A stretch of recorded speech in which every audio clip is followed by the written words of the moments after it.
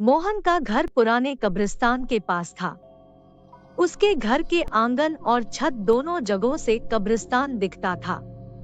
मोहन रोज कब्रिस्तान को पार करके ही अपने काम पर जाता था। मोहन के 3 बच्चे थे, राजू, दीपू और कोमल। राजू और दीपू बहुत शैतान थे। राजू बड़ा था और दीपू छोटा था। 2 साल पहले उनकी मां की मृत्यु हो गई थी। एक बार गर्मियों की छुट्टी में राजू की बुआ अपनी बेटी नैना के साथ वहां आती है। बच्चे आपस में ढेर सारी बातें करते हैं। वे लोग मिलकर कुछ नया गेम खेलने का प्लान बनाते हैं। उसी रात चारों बच्चे मिलकर रात के 12 बजे एक कमरे में ट्रूथ और डेयर गेम खेल रहे थे। अब नैना के पास डेयर आता है। मुझे कुछ खतरनाक करने के लिए मत कहना, मुझे बहुत डर लगता है। नहीं नहीं, हम तुमसे कुछ भी खतरनाक नहीं करवाएंगे। बस एक छोटा सा काम करना है। तुम दरवाजा खोलकर बाहर जाओ और आंगन में जो बगीचा है उसमें से कोई भी फूल तोड़कर ले आओ।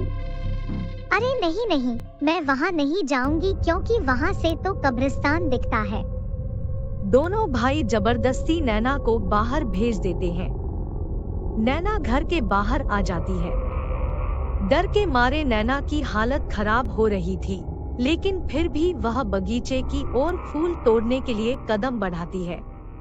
अचानक नैना को हवा में उड़ता हुआ सफेद कपड़ों में एक प्रेत दिखाई देता है। नैना उसे देखते ही बेहोश होकर गिर जाती है। जब नैना बहुत देर तक आंगन से वापस नहीं आती तब दीपू और राजू बहुत घबरा जाते हैं। वे दोनों घर के आंगन में आकर देखते हैं तो नैना बेहोश पड़ी होती है। वे तुरंत अपने पापा को बाहर बुलाते हैं और नैना को उठाकर अंदर कमरे में ले जाते हैं। तुम चारों को इतनी रात में ऐसा खेल नहीं खेलना चाहिए था। क्या तुम लोगों को पता नहीं है कि रात में बाहर जाना खतरनाक हो सकता है? फिर भी तुमने नैना को बाहर भेज दिया। सॉरी पापा, मुझसे गलती हो गई। हम आगे से ऐसा नहीं करेंगे। तभी नैना को होश आ जाता है। तभी मोहन नैना के पास आता है। नैना बेटा, ये बताओ कि तुमने वहाँ ऐसा क्या देखा कि तुम वहीं बेहोश हो गई? नैना सारी बातें मोहन को बता देती है। दीपू, तुम्हें क्या लगता है नैना जो कह रही है वह सच है?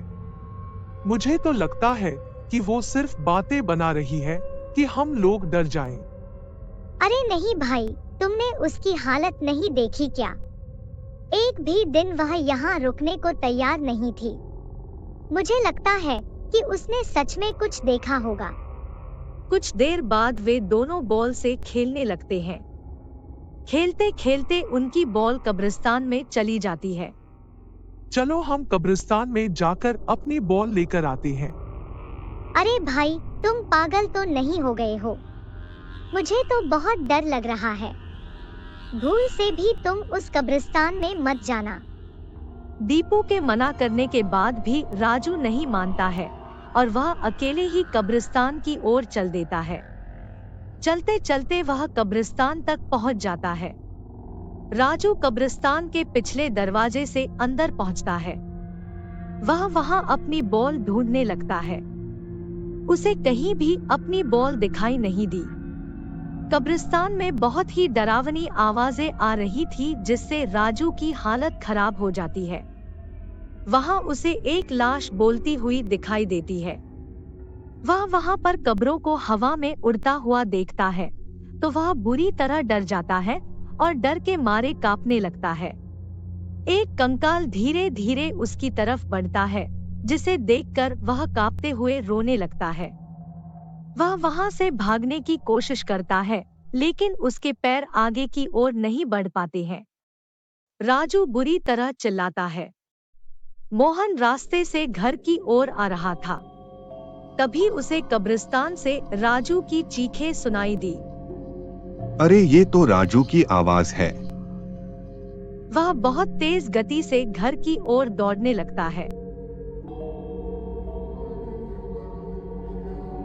मोहन हांफते हांफते घर पहुंच जाता है। दीपू, राजू कहाँ है? पापा, मेरे बार बार मना करने के बाद भी राजू कब्रिस्तान में बोल लेने चला गया है और अभी तक नहीं आया है। मेरे पास समय बिल्कुल भी नहीं है। मुझे राजू को खोजने कब्रिस्तान जाना होगा। तभी वह घर के मंदिर में जाता है और पवित्र फूल उठा लेता है। फूल लेकर वह कब्रिस्तान की ओर चल पड़ता है। वह फूल लेकर कब्रिस्तान में आ जाता है। उसे राजू कहीं भी दिखाई नहीं देता है। वह एक फूल जमीन पर फेंकता है तो उसे कुछ निशान दिखाई देते हैं। तभी वह धीरे धीरे निशानों के सहारे आगे बढ़ता है। वह कब्र पर पहुंचता है जहां से राजू की आवाजें आ रही थी। अब मोहन कब्र पर पवित्र फूल डालता है। फूल डालते ही कब्र वहां से गायब हो जाती है। कब्र हटते ही राजू मोहन को मिल जाता है। वे दोनों वहां से घर की ओर भागने लगते हैं।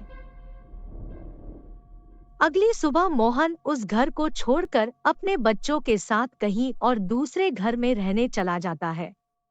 अगर आपको हमारी कहानी अच्छी लगी हो तो चैनल को लाइक करें, सब्सक्राइब करें और शेयर करें। Thanks for watching this channel.